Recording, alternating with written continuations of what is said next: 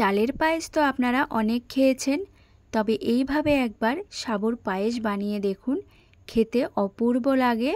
যে কোনো উপোসের দিন বা একাদশীর দিনেও এই পায়েসটা বানিয়ে খেতে পারেন। একদমই সহজ রেসিপি আর কম সময়ের মধ্যে হয়ে যায়। তো চলুন দেখে নিই। নমস্কার বন্ধুরা, ওয়েলকাম টু প্রিয়ার রান্নাঘর। নতুন একটা রেসিপি দেখার জন্য সবাইকে স্বাগত। আজকে বানাবো সাবুর পায়েস। তো চলুন দেখে নিই। প্রথমেই আমি এখানে নিয়েছি 150 গ্রাম সাবু। একটু চেষ্টা করবেন সাবুটা এরকম বড় দানা নেওয়ার, তাহলে কিন্তু রান্না হওয়ার পর পায়েসটা দেখতে অনেকটাই সুন্দর লাগবে। এবার আমি এই সাবুগুলোকে খুব ভালো করে জল পাল্টে পাল্টে 2-3 বার ধুয়ে নিচ্ছি। সাবুগুলো ভালো করে ধুয়ে নিয়েছি। এবার পরিমাণ মতো জল দিয়ে ভালো করে ভিজিয়ে রাখবো। যতটা আমি সাবু নিয়েছি ঠিক ততটাই আমি জল নিয়েছি এখানে। এবার 1 ঘন্টা মতো ঢাকা দিয়ে রেখে দেব। তো এবার 1 ঘন্টা পর আমি ঢাকনাটা তুলে নিয়েছি। আর দেখুন সব জল কিন্তু সাবু টেনে নিয়েছে, আর এক ফোঁটাও জল নেই। আর সাবুটা কত সুন্দর ঝরঝরে হয়ে গেছে আর নরম হয়ে গেছে। এবার গ্যাসের ওপর একটা কড়াই বসিয়ে দিয়েছি। কড়াইয়ের মধ্যে দিয়ে দিচ্ছি ঘি। ঘিটা গরম হয়ে গেলেই প্রথমেই এখানে আমি ভেজে নেব কাজু। কাজুটা দিয়ে অল্প নাড়াচাড়া করে হালকা একটু লাল লাল করে ভেজে নেব।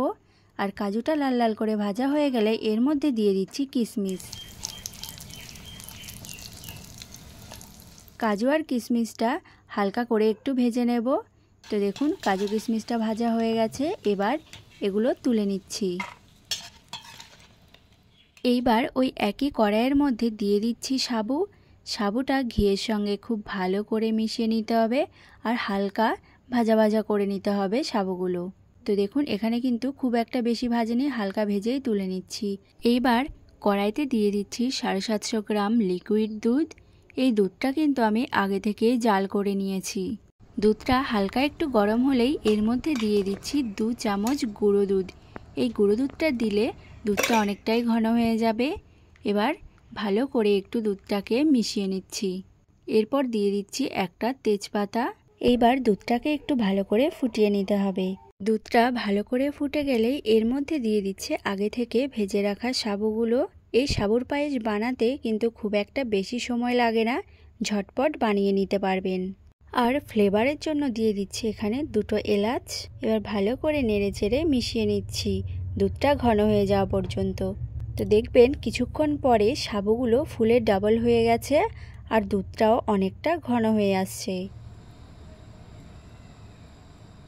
এইবার দিয়ে দিচ্ছি সামান্য একটু লবণ। মিষ্টি জিনিসে হালকা একটু লবণ দিলে খেতে কিন্তু ভালোই লাগে। এখানে কিন্তু গ্যাসটা মিডিয়ামে রেখেই পায়েসটা বানাতে হবে। তো এবার এর মধ্যে দিয়ে দিচ্ছি আমি হাফ বাটির থেকে কম একটু চিনি। আপনারা আপনাদের স্বাদ অনুযায়ী মিষ্টিটা দিতে পারেন। যেহেতু আমি এখানে পরে একটু গুড় অ্যাড করব, তাই চিনিটা একটু কমই দিয়েছি। চিনিটা দেওয়ার পরে কিন্তু চিনিটা গলে গেলে হালকা একটু পাতলা হয়ে যাবে, তবে কোনো অসুবিধা নেই, একটু পরেই এটা আবার ঘন হয়ে যাবে। তো দেখুন এই পর্যায়ে আমি দিয়ে দিচ্ছি আগে থেকে ভেজে রাখা কাজু আর কিশমিশ।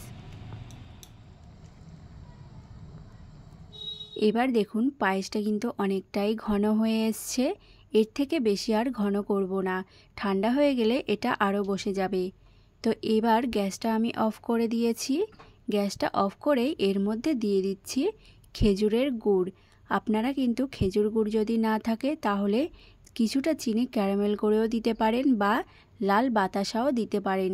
কালারটা তাহলে খুবই সুন্দর আসে। এইবার এই পায়েসটাকে ঠান্ডা করে নেব, ঠান্ডা করেই পরিবেশন করে নেব। তো দেখুন পায়েসটা ঠান্ডা হওয়ার পর কতটা ঘন হয়ে গেছে, আর দেখতেও কতটা লোভনীয় লাগছে। খেতেও কিন্তু দারুণ টেস্টি হয় এই সাবুর পায়েস। যারা এখনও একবার হলেও বাড়িতে বানিয়ে ট্রাই করেননি তাদেরকে বলবো একবার হলেও এটা বানিয়ে ট্রাই করে দেখবেন। খেতে অপূর্ব লাগে, খেয়ে মন ভরে যাবে। যারা সাবু খায় না তারাও কিন্তু চেটে পুটে খাবে। যে কোনো উপোসের দিন বা একাদশীর দিনও এই সাবুর পায়েসটা খাওয়া যেতে পারে। আর এই সাবুর পায়েস বানানোটা যে কতটা সোজা তা দেখলেই বুঝতে পারবেন। আশা করি রেসিপিটি আপনাদের ভালোই লাগবে। তো তো এই ভিডিওটি যদি ভালো লেগে থাকে চ্যানেলটি প্লিজ সাবস্ক্রাইব করে দেবেন আর অবশ্যই লাইক কমেন্ট শেয়ার করে দিয়ে পাশে থাকবেন।